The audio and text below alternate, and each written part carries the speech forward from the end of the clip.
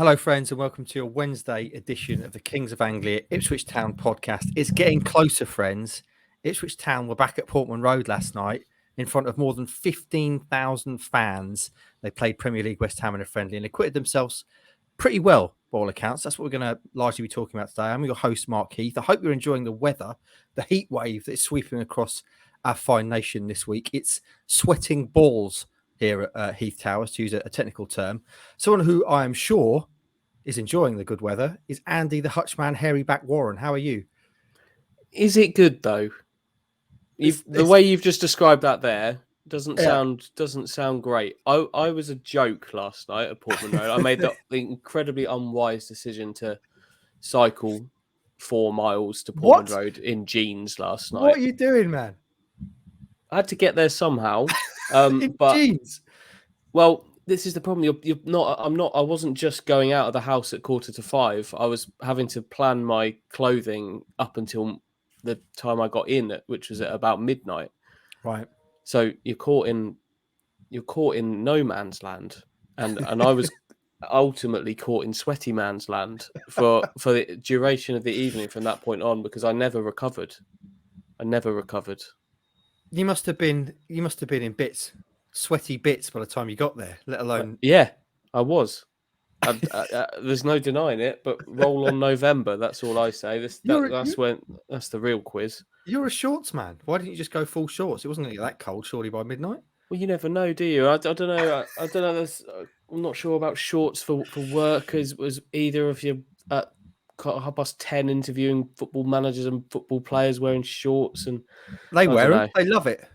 Yeah, well, I'm not. I might start wearing tracksuits. They're allowed to wear tracksuits to work, aren't they? So why can't I? But yeah, black jeans weren't very sensible. I might just have to go shorts. That's not the one. Yeah, I want to see a velour tracksuit, Hutchie, while you're interviewing managers. It wasn't the shorts that was the problem. It was the mode of transport and the vigor. Yeah, I put the pace. I went off on too much of a pace. I've been watching a bit of the Tour de France recently. Have you? Just got a bit egged up by pace and things like that. So that was the issue. But you just don't recover. You don't get it. You cannot put that residue back in the body. I hope you're hydrating, mate, because that's very important. If you're always hydrate, that is never a problem. I'm very well hydrated. I drink a lot of water, but that does mean it just pours out my back. What an image to start the show this week. Sorry, friends. If anything, you're right, Hutchie. It's a little bit too hot, I would say. Stewie, how's the heat for you, Stewie? Not too bad. Yeah, I did give Andy a sort of a slap on the back when he arrived yesterday, and it did make quite an audible sort of wet sound. And he said, "I wouldn't touch me there if I were you, mate." Mate, that was 2 hours into our working day together. That was still going. You touched a dry bit, fortunately for you. You wanna follow in my footsteps, mate, and wear a vest, little vest. No. No. Stewie could wear a vest now. No problem at all. My issue obviously is that I've got the obviously inbuilt solar panel, which takes a bit of a beating in these conditions. Do you go hat in this weather, Stu? I've not seen you sport a hat before. Not really a hat man. You would look so bad in a hat. It depends what sort of hat, surely. Obviously, you'd wear a backwards cap, Mark. But, yeah, obviously, let's not go there again. I'm not sure about you in hats, Stu. I don't think I've ever seen you in a hat. I've done a cap for golf. Maybe on holiday I'll stick a cap on, but that's about it. Yeah. Get yourself a little Panama at a jaunty angle, Stu. I look horrific in hats. My bulbous head just doesn't fit in a hat. That I just look ridiculous, like I've won a competition or something. The Groovy Gang. Oh dear. Well, this is taking an unexpected turn.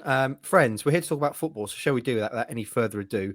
Any further mention of sweaty cracks, backs, or indeed hats? There were no cracks mentioned. Well, you kind of, yeah. The mind did wander though. Or maybe that was just me. I don't know. That's on you. Yeah. Right then, friends. Ipswich Town played West Ham in front of more than 15,000 fans on a Tuesday night. at Portman Road in a friendly last night, which is a tremendous turnout. Boys, I'm pretty much going to let you argue, debate amongst yourselves at this point, because you were the guys who were there.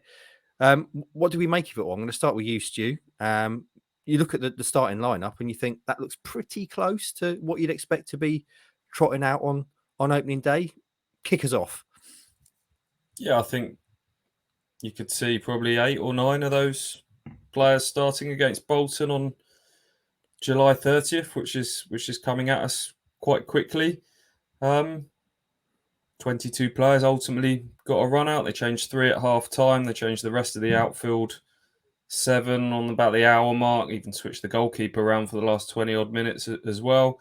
So ultimately, it was a good cliche time, good run out, good fitness exercise, but I thought a really competitive game against decent West Ham side. It was a bit mix and match from them, but they had 5 or 6 bona fide first team players that were part of a West Ham team that were competing at the top end of the Premier League table last season, semi-finals of the Europa League, and Ipswich gave as good as they got throughout, bar a sort of 15-minute period at the back end of the first half after West Ham took the lead, where it all went a bit flat.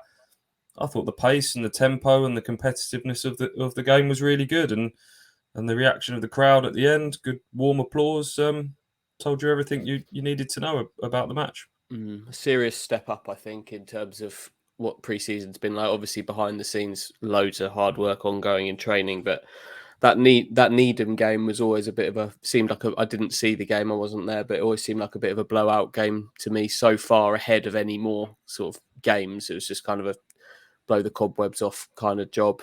Training game at Arsenal no doubt had its positives, but I don't think it doesn't quite replicate a game in front of 15,000, does it, in a proper ground against a Premier League team that are seriously back at it. Obviously, they've got lots of players still to come back in, but West Ham have been busy so far. Yeah, thoroughly enjoyable. My first look at Ipswich this summer. And in many ways, some new faces, but it feels like kind of the same Ipswich that signed off at the end of last season to me in terms of the quality that they've got, what they're trying to do, how they're trying to do it. And that makes me feel fairly positive about it, to be honest, because I liked what they were doing by the end of last season, even if the results weren't quite what we were hoping for. Yeah, in terms of a return to the same old Ipswich at the end of last season, that included the formation, which obviously we were kind of speculating about. We saw a different look at Needham, but back to the 3-4-3, 3-4-2-1, whatever you want to call it, Stewie, last night. Yeah, I think that tells you everything about how much this team is built around Wes Burns' qualities. Burns obviously wasn't available at Needham, was given a bit of extended time off after playing for Wales at the back end of last season. But there was a few times Andy and I kept sort of turning to, have they switched back to a back 4 here? No, I don't think so. I think it's just temporary. And Andy said, McKenna's called it a hybrid system, and Andy said that the whole team just kind of rolls, really, that sort of Burns ends up playing right up the front, but what happens is whoever's playing that sort of left-sided role, when Ipswich don't have the ball, the whole team sort of rolls, and Penny or Lee slots in at left back, Donatian shuffles across to right back, and all of a sudden it looks like a back 4. But it was that sort of 3-4-3 with Burns still playing, virtually up in line with the strikers. We're back to the sort of the dual number 10s again with Aluko and Chaplin in behind Ladapo in the first half. So that would suggest that, as we expected, that will be the system of choice again going into this season. Let me just trot through the starting 11 because it's worth mentioning if you've not seen it. So it was Walton, Donatian, Wolfenden, and Burgess at the back. Burns, Morsey, Ball, Penny, and then Aluko and Chaplin playing behind Freddie Ladapo up top. Hutchie, how much of that 11 there would you expect to be the same walking out on opening day? Transfers pending, obviously. Yeah, maybe 3 to change potentially. I think ultimately George Edmondson will come back into the back 3. Yeah. I think the left side is up for grabs. We'll talk about Greg Lee in a bit, but I quite liked what I saw from him last time. My first look at him, I liked him. Plus, obviously, we're talking about potential additions there, and then number 10, maybe. I think that might be it. That might be the changes for me, I think. Okay, well, with that in mind, you've alluded to it there. The new players, the first time we've seen them at Portman Road, Ball and Freddie Ladapo both started. Maybe significant that Ball was chosen alongside Morsey in midfield. And we got to see Greg Lee and for the first time John Jules as well, didn't we? Second half. What did you boys make of them, Hutchie, starting with you? I liked what I saw from all of them in patches. I think, Ball started due to sort of where he's at in kind of fitness stuff compared to Lee Evans. So yeah, true. I think that's probably explains that. But saying that as well, I think we've talked about him quite a lot recently. I could very easily see him start on opening day, and I liked him. As the teams were walking out, Stu just mentioned, if you just look at Ladapo and Ball in that little lineup, they just look bigger as a team. And Ball certainly brings that, but I like his touch too. He had a few nice little popped passes just to keep things ticking over and looked to be working okay with Morsey. Ladapo, I liked what I saw from him.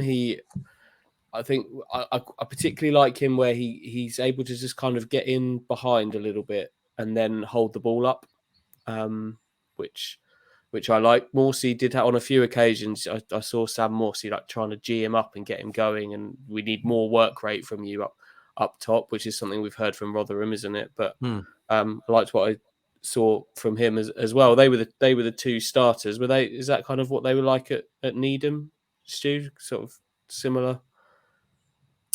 Yeah, I guess so. As you've kind of said, the Needham game, there isn't a huge amount to take it away from that. That was a glorified training match. So this was the first time to see them in a proper environment.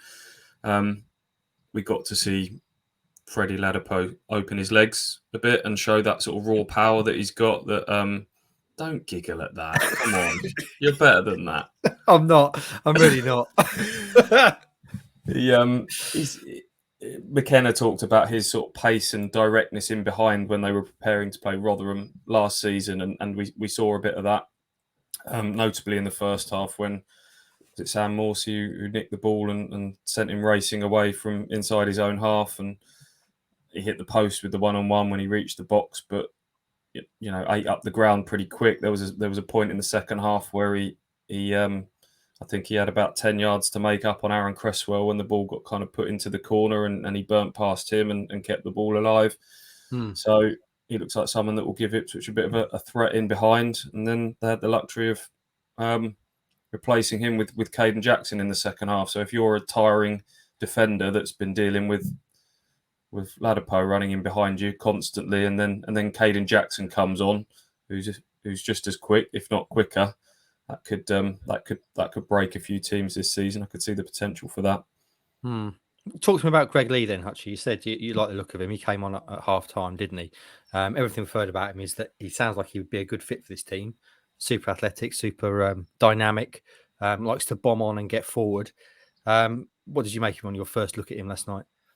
As advertised, really, as you've just described, kind of in control of himself, athletic, looked to play in the final third, kind of maybe a little more comfortable sort of playing intricate passes in the final third and linking with others in the final third than maybe Matt Penny is. Matt Penny, as we've discussed so many times, is actually a really good crosser of the ball if he can get the right moment. But in terms of kind of linking up and sort of bringing others into the game, maybe not quite so much. But I just like the look of Lee. It was only 45 minutes, so nothing to go mad about. But he just looks like a solid addition to the. Had a hand in the goal, team. didn't he? Had a hand in the goal. Nice little sort of clever pass inside, led to Harper's cross sort of looping up for Vincent Young to head home. Whipped in a really dangerous cross towards the end that had Aaron Cresswell sort of chesting the ball behind under pressure at the far post. So. Yeah, nice little early signs from Greg Lee, who replaced Penny at half-time. Are we calling that an assist for the dream? Can I chalk that up? No.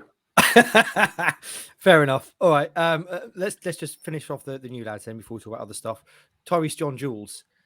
We saw him for the first time as well. Came on, I think, for the last half hour or so. Stewie, what do you make of him? Because we've not really, you'd have seen the likes of the Dapo play before, but we've not seen really anything of John Jules before, have we? So what did you make of him? Yeah, first time that he's featured in pre-season. He has been out, I think, was it a quad injury that he picked up when he was on loan at Sheffield Wednesday that kind of cut that loan short in, when was that Ipswich played Sheffield Wednesday? January, February? Yeah, it might be as far back as January, actually. So he's been out a little while with a sort of a medium-term injury, late cameo last night, and not loads to go on, but I think Andy summed it up in our post-match video. Everything he tried to do was positive. He looked like someone, I was just watching in the warm-up beforehand, he looked like he had a nice bit of confidence about him, and clearly got a really sort of nice ball control. He's a link player, but he's also someone that just wants to, as soon as he gets the ball, wants to play forward and be positive and make something happen. So a nice early encouraging cameo for him. He feels like obviously we know another strikers in the offing. We know John Jules can play deeper as well. Similar kind of positional abilities to Louis Barry, but last summer, who we looked at kind of like as a Premier League loanee with a high upside and not an awful lot of downside. If it doesn't work out, it doesn't work out. But you just look at John Jules and he's a lot more. He just looks a lot more ready for what he might be asked to do. He looks more of a grown up boy rather than a young boy, which Barry looked. He's obviously had a lot more loans, hasn't he? He's got more experience under his belt. So if that's kind of a similar kind of role within the squad that he might fulfill, I think he's someone they can get a lot more out of than they did Barry. It's just signed for MK Dons, Louis Barry. Yeah, I was going to mention that. Yeah, quite eye-catching, isn't it? Given his struggles at this level last season, we'll see an MK Dons, you'd imagine, being up there. What about the second half side then, boys? We've talked a lot about the players who started the games and new players, but obviously KBY got on the score sheet, which is nice to see. Anything else about the players who came on stand out? Do you want to maybe talk a little bit about that? I'd like to talk about Lee Evans, who I think it was clear last season that people who listen to this know that I'm a fan of Lee Evans. I know he had his detractors throughout the season, but I just think he brings a lot of qualities to the team that were missed when he was out injured. Set piece taking being one of them. He came on and I thought the quality of corner taking went up several notches. He whipped a really good, dangerous corner in right underneath the crossbar in the second half. Great to see him back. I think he's now had 20 odd minutes at Needham, 45 at Arsenal, another 45 last night. It's a big ask for him to come on at half time against that West Ham team who made no changes at the break and get up to the speed of the game straight away. And he had a couple of loose touches in the first sort of five minutes or so of the second half, but I thought he slowly but surely grew into the game and we started to see that range of passing. And his ability on the ball. So it's going to be really interesting to see who gets that nod. Sam Morsey is obviously a nailed-on starter. Will it be Ball or Evans or maybe both? I can see a scenario where Kieran McKenna at some stage, whether it's at the start of the season or into the season, just goes, they're a really experienced trio, those three, and it becomes more of a traditional three-man midfield with Morsey kind of given the license to push on. We'll see. I guess that might be dependent on if another striker comes in and there'll be a temptation to, we talked about Lepo's work rate, and might there come a moment where you go, actually, he's better in a two up front, and then you can play that three midfield behind a sort of a front two. I don't know, but yeah, it's going to be interesting to see who gets the nod for the first game in midfield. I think you've got two really quite different midfield options to go with Morsey there, haven't you? Which, like Evans, we know can sweep the ball around really nicely. I think it just gives McKenna that bit more flexibility. And in terms of if you find a game which we saw plenty of these, where Ipswich have loads of the ball and a kind of gifted possession on halfway, you and then the task is to break them down. Maybe that's when you use Evans to just use the ball that bit more and a bit quicker. But games where you really need to dominate the midfield, I could see Ball and Morsey being the two, because they're a pretty tough midfield too, aren't they? If you're looking to dominate and need to win the midfield battle, they might be your two. So I could see a bit more flexibility throughout the season rather than there being a starting pair, or as Stu says, go to the three. Who knows? You tease, Mr. Watson. I'm sorry about the background noise here. I think there's some. I live near Wattisham Airfield, so there must be some kind of display going on. I don't want to go through each and every player and go, how did he look? But there are a couple I'm interested in, second half wise. Corey and Darber, and obviously we've already heard he got a tremendous assist. Raheem the Dream Harper. Give me something to hang on to. And Harper, are there any signs at all in what you've seen of him so far this pre-season that he's come back a better player, maybe? He played centre half at Needham and could have played with his pipe and slippers probably. And I think it was a second half there. Nothing to read into that. Versatile, yep. Yeah, I'll be honest, I can't remember too much about him from last night. If I'm honest, I think Andy was looking quite blankly as that question came out. We've just talked about the three senior central midfield players. Cameron Humphreys came on and was involved last night. It's a long way back for him to become an established starter for Ipswich this coming season, I would suggest, but not impossible. Who was the other player that you mentioned? Big Corey, strongest player. Corey, yeah, his standout moment was a fantastic bit of sort of tracking back when West Ham countered, and Ipswich, if there was one sort of weakness last night, they did sort of look open on the counter attack a few times, be it from their own set pieces or turnover of play. Antonio went away 1-on-1, looked to go around Walton, and there was Corey and Darby racing back to clean up quite nicely. So, yeah, pretty assured from Corey and Darby. Okay. Yeah, he had. So I've got thoughts. I've got something on Raheem Harper for you. Go. But there was another moment from Ndaba who swept up really nicely to stop Armstrong Okaflex as well. I just wanted to say his name because I like that. Yeah. Raheem Harper, saw him the other day in his car. I was driving by Christchurch Park and he took the corner a little bit tight and cut the corner. Had I been further down the road, there might have been a collision. So that's just my thought on Raheem Harper for you. That was definitely him, was it? Allegedly. Well, yeah, it was him. Yeah, superb. Any other notes then, boys, from Ipswich Town point of view? Because obviously it would be remiss of us not to mention the return of Flynn Downs as well last night, his first game in claret and blue.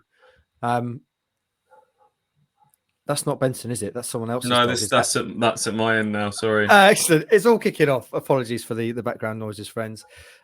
Flynn Downs in West Ham colours, Andy. You've got a West Ham shirt behind you for those not watching on video. I don't even know if he's going to go out on video because Rossi's off this week. What did you make of Flynn? It sounds like he hurled himself into a tackle early doors.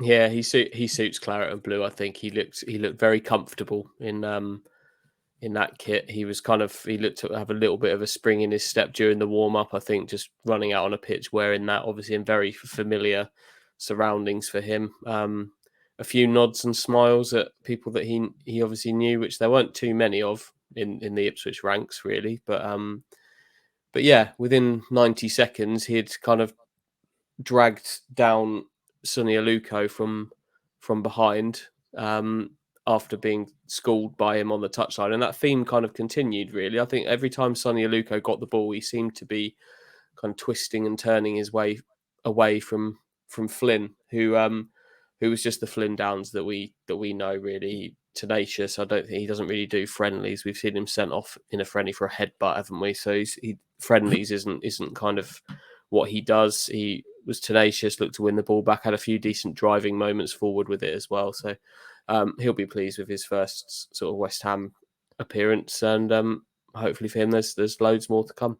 Can we just decide as well? You mentioned Aluko there. Are we going with Sonny Aluko this season? Because there was some debate about it being Shawnee, in fact, but I'm not sure I can move to Shawnee.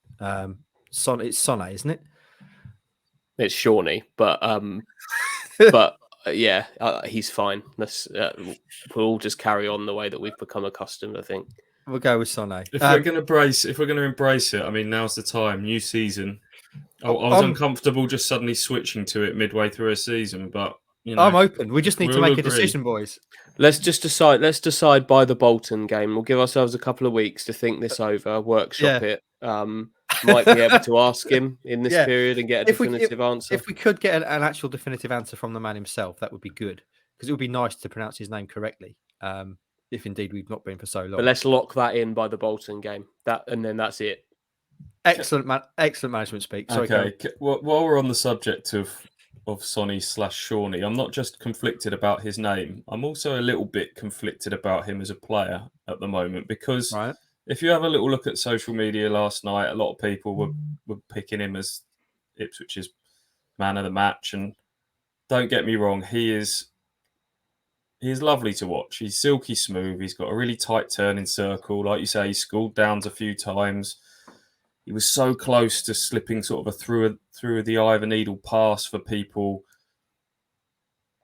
But is it a bit of a luxury for Ipswich? We talked about last season, great player to watch, but were his numbers in terms of assists and chances created and goals high enough? And I've still got that slight concern with him there. There's no doubt that in terms of his technical ability, he is right up there in Ipswich's squad, probably top of the tree now. But is that what's going to get Ipswich promoted out of League One? And he's now 34 years of age. You don't really want him to be the centerpiece of your team going forwards. You know, he can have a great role. He'll have moments where he's really useful, but conflicted is how I would describe my sort of feelings towards.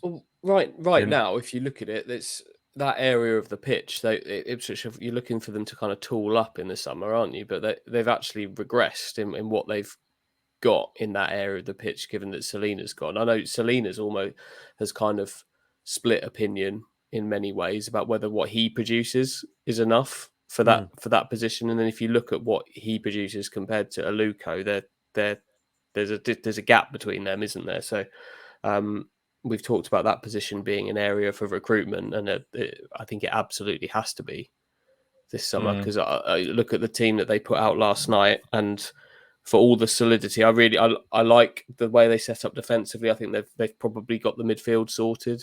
Obviously, Wes Burns, we're hoping for a good second season, but if what they're really trying to sort out here is the goals, scoring goals.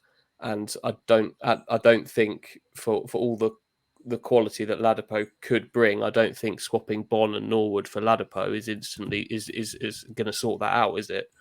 That's there's more to be done. I think if they're playing with those 2 10s like they are, and Aluko is a central part of that, McKenna will tell you it's that a big part of the clean sheets is that they've got players that can keep the ball, and if you've got the ball, the opposition can't score, and that's a big part of why Ipswich kept so many clean sheets. But you know, the goals scored was a bit of an issue for Ipswich last season. Have they had a significant upgrade? Can you rely on star factor to kind of get you the odd goal here and there that turns draws into wins, which was an issue last season? That's still up for debate, isn't it? As we're a couple of weeks out from the start of the season at the moment.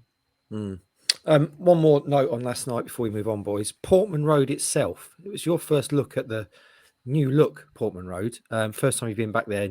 It's only 2 months, unbelievably, since it's less than 2 months, isn't it, since the Charlton game? But there've been changes since you were last there. We saw a glimpse at the new look dugouts, which I got very excited about yesterday. Definitely revs my engines. That new dugout area. Is it the new chair? Is it the shiny chairs? It's just the fact.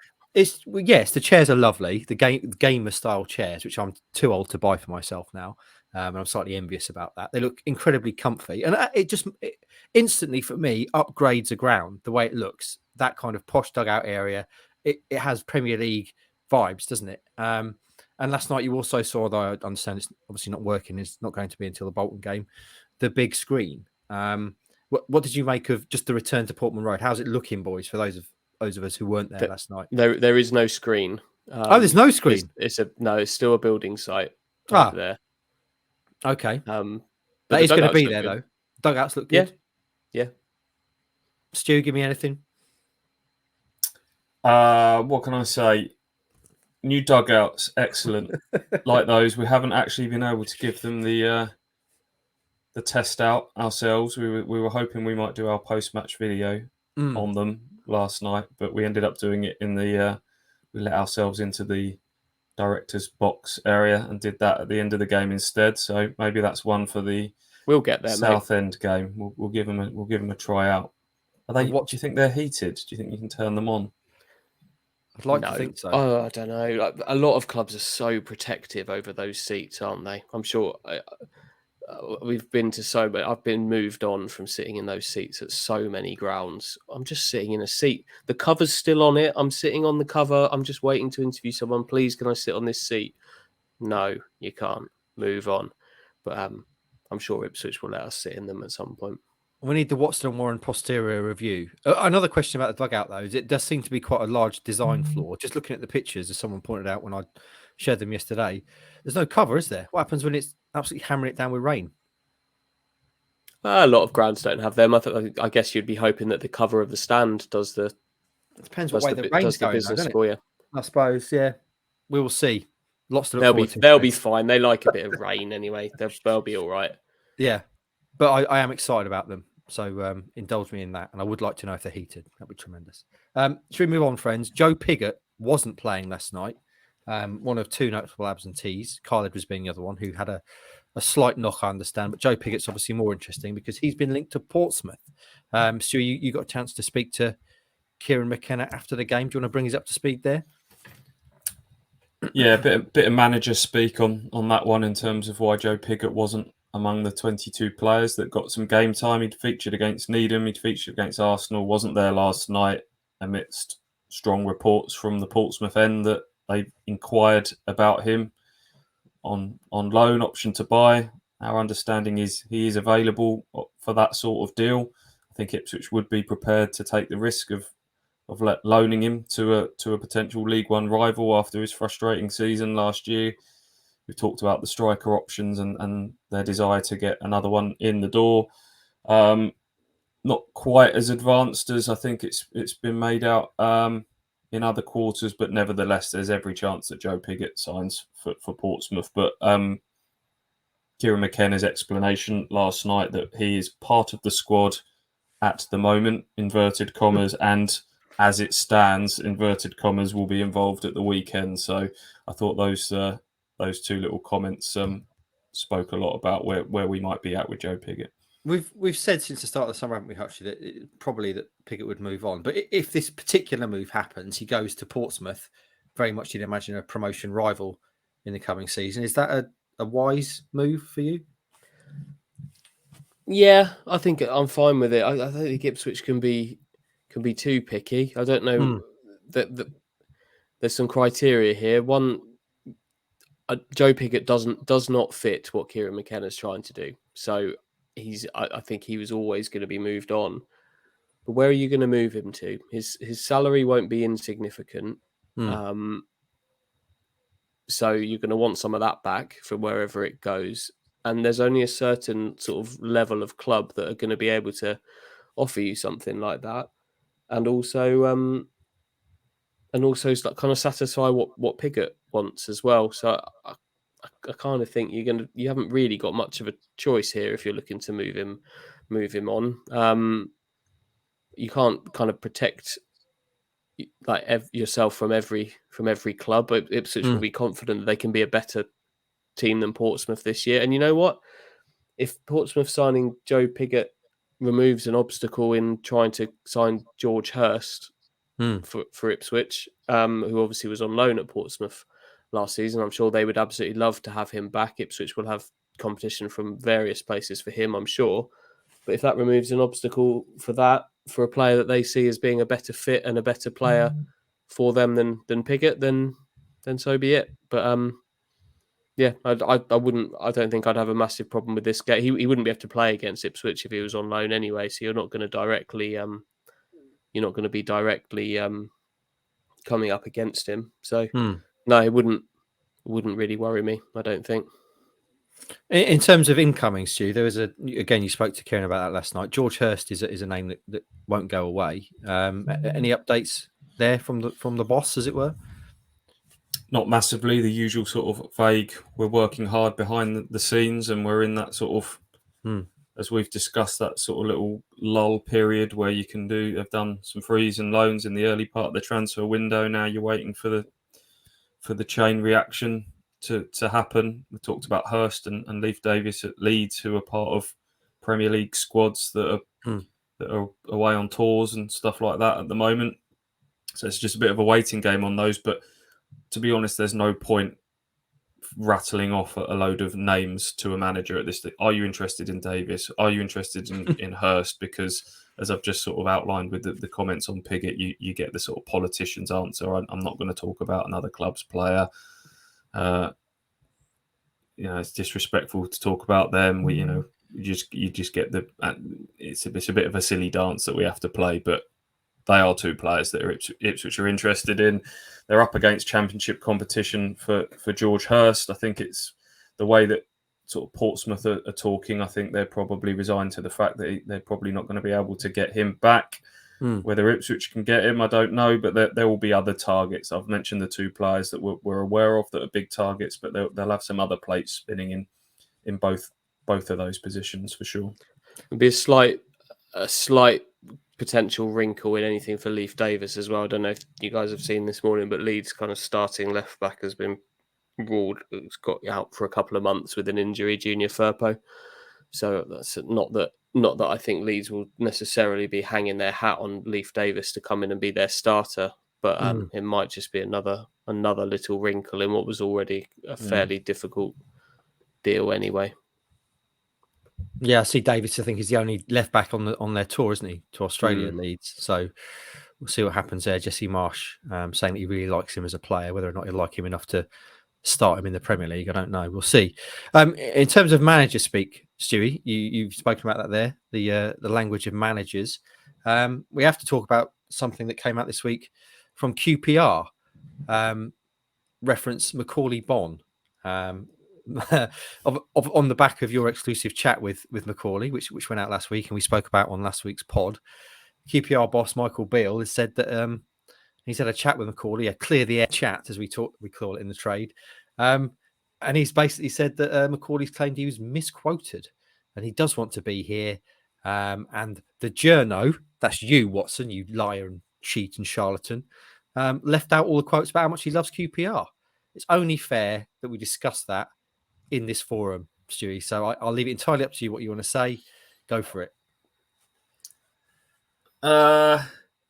Sensitive situation, this one, isn't it? I think maybe as a younger man, I might have come out swinging and fighting my corner a little bit more on this one, and but I think I'll probably choose to say I think most sensible-minded people can use their common sense as to what's occurred here.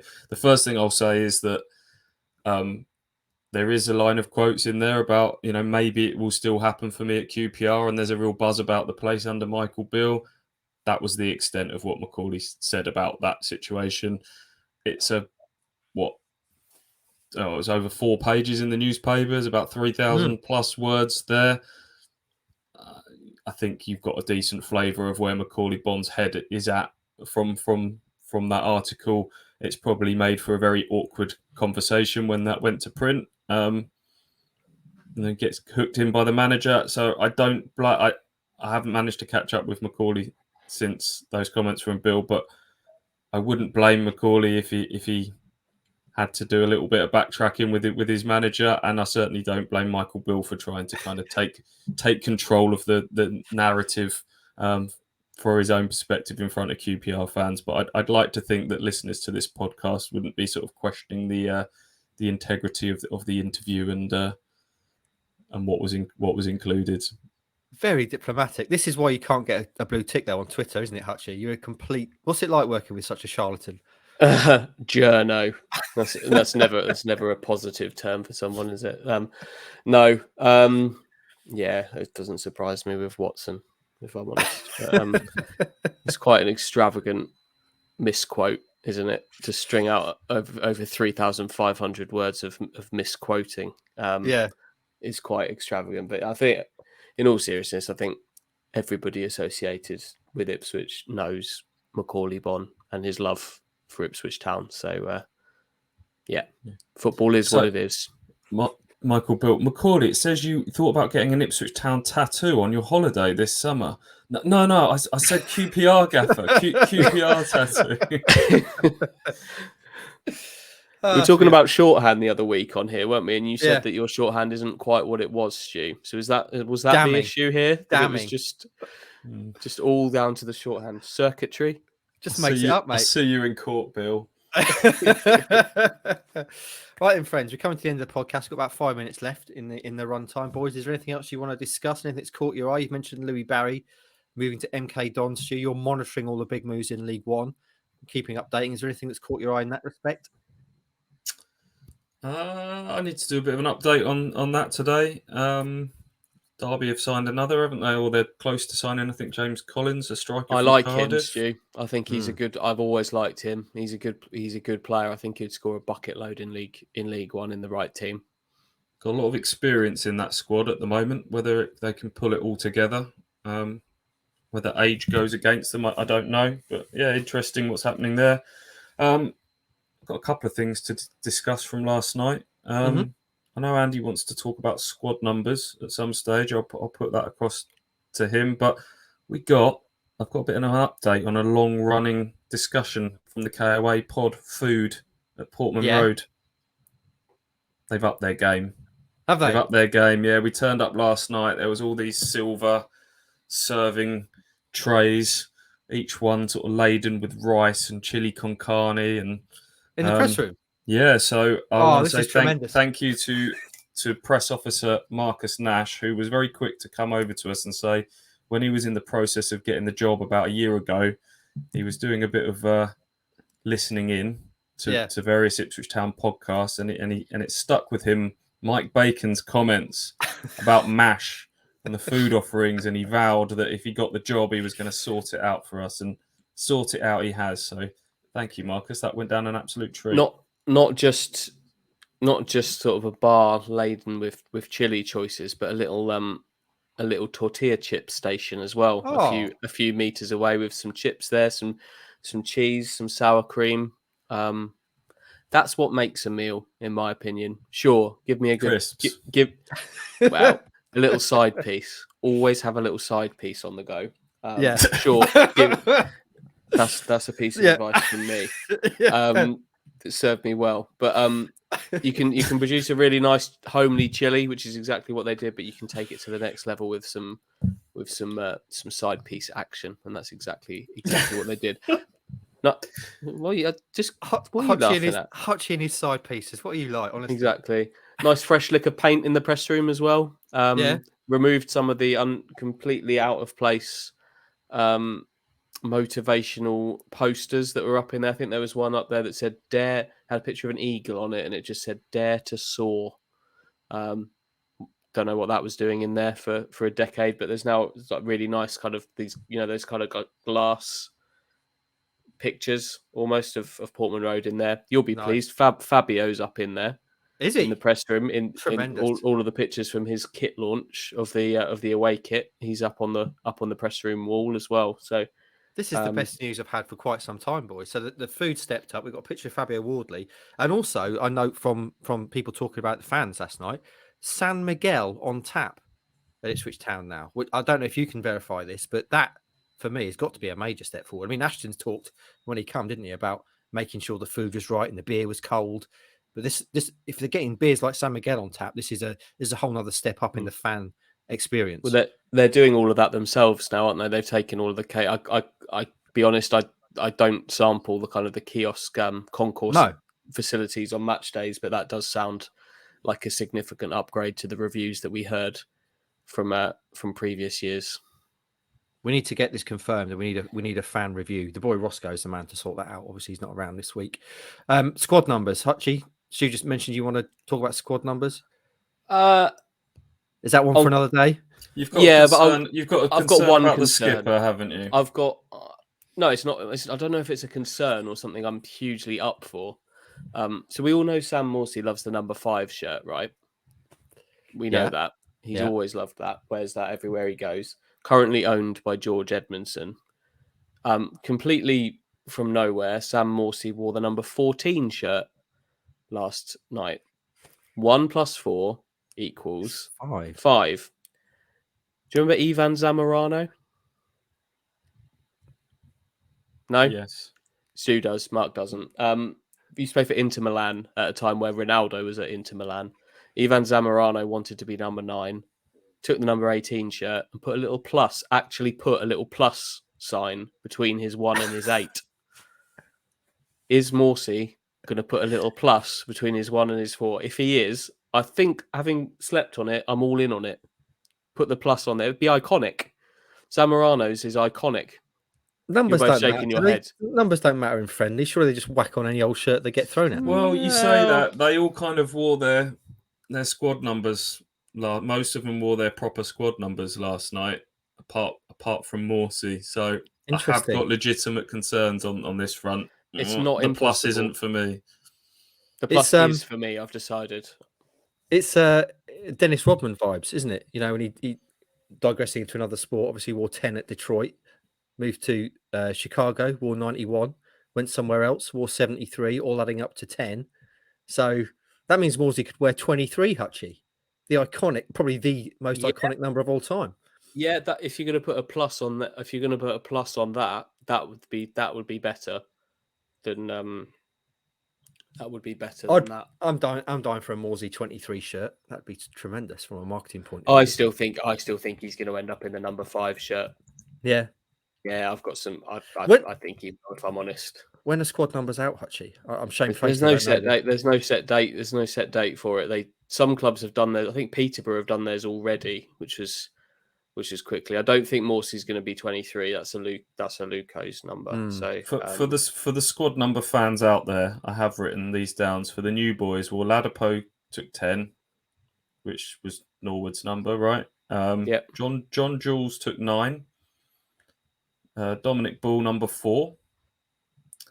Who had 4 last season? That was Harper. Yeah. So Harper's been downgraded to a 12. Not great news for the Dream there. And Greg Lee, interestingly, had number 18. We had that debate around keeping 18 free for Mr. Bon. Oh. Greg Lee had his hands on that last night. So read into that what you will. Also read into something that I might, because I want to now. I might write something about squad numbers later today. Read into that if you want as well. Whenever they come out, Hutchie, wherever you are in the world, if you're off, you're working, whatever, you need to just be all over it, because no one has this passion for squad numbers like you do. It's unnecessary passion, isn't it? Let's be completely honest. It's nerd behaviour. It's not. It's not great, is it? I remember once when I was a kid, it must have been like 2001 or something. I was away on holiday with some friends, and I can remember insisting. This was in the days before the internet, like on phones and stuff. Like I remember insisting to my dad that the day they came out, he must like text me them, and he did. Wow. He had to do it. I remember he had to do it all in initials because you couldn't only do so many texts at a time.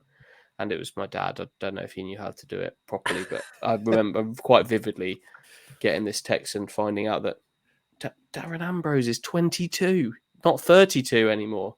That was a big day for me. Anyway, big news. Absolute nerd. I like it, mate. Passion in anything, I'm here for it. That's what we want in life. In any walk of life is passion. Talking about big days, boys, we can't go without mentioning this Saturday. What's happening this Saturday then? So Town are playing Crystal Palace in a friendly, and then they're also playing Wimbledon. So they're going to split the squad. Have we got any kind of update on this?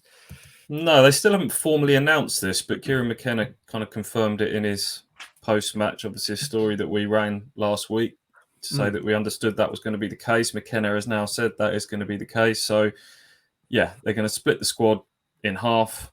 One team will play 90 minutes in a behind closed doors friendly at Crystal Palace's training ground. I think about 11 o'clock kickoff Saturday morning. McKenna said he'll be there to watch that, and then he'll dart across London to get to AFC Wimbledon to watch another team play 90 minutes in front of fans at Plough Lane. So the idea behind that is just to get as much fitness into everyone as possible, rather than Are we going to split the squad? Is one of you off to Crystal Palace behind closed doors? I'd be very surprised if we can get behind those closed doors at a Come training on. ground.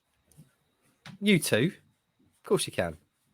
We'll see anyway. We take some binoculars and sort of hide in the bushes at Palace. I don't know what Palace's training ground setup is like. We take some step ladders and Leeds at Derby scenario. Yeah.